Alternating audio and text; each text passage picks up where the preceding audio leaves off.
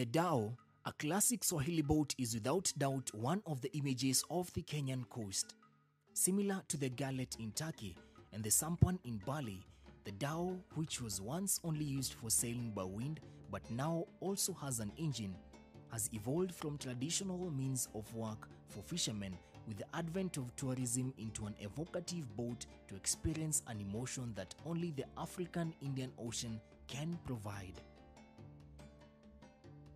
Towards the 19th century, dhow routes created intricate loops of trade in gold and cotton, cultural exchange between migrants and merchants, and marriages that tied together people from distant lands.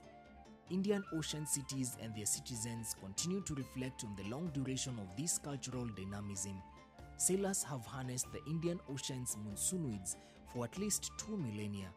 The Swahili term dhow encompasses a diversity of sailing ships from coastal fishing boats to ocean-going vessels. Dhows drew the cosmopolitan urban communities of Indian Ocean world together. The seasonal patterns of monsoons meant that sailors would stay in distant ports for months at a time. Wooden dhows at the Kenyan coast are mainly made by artisans from Lamu County. So these dhows, they are made locally. And as for now, the only people who make these dhows are from Lamu. Because hiyo culture ilibaki huko, na wao ndo wakawa kuna mafundi wa hizi boats, repairs, unaona, sasa wengine wanatengeneza mpya, na that's the only place. Tuko na mafundi wingi, but na mbao, kuna mbao nyingi ambazo zinatumika. It's not the normal wood ambao tunatumia, sijui mvule, sijui mahogany, I don't know, cypress. These are, kuna mbao zingine zinatoka Congo, kuna mbao zingine zinatoka Mozambique, kuna mbao zingine zinatoka Madagascar. So it depends on how you're going to transport those wood ama logs. Sailing in a dhow requires a crew to assist in performing the different duties that need to be done simultaneously.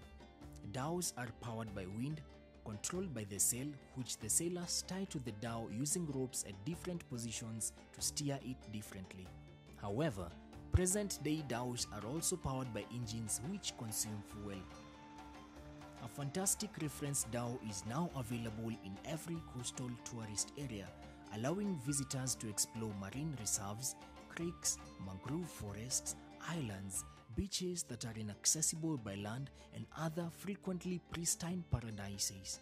With the advent of tourism that developed from customizing the dhow into an evocative boat, tourism at the coastal shores along the Indian Ocean has had great contributions from the dhow.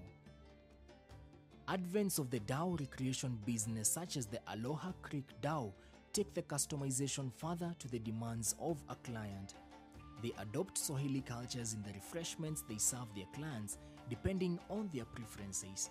For them, it's not just about the business side, but also ensuring the clients have fun, cultural interactions, and are fully satisfied throughout the sale.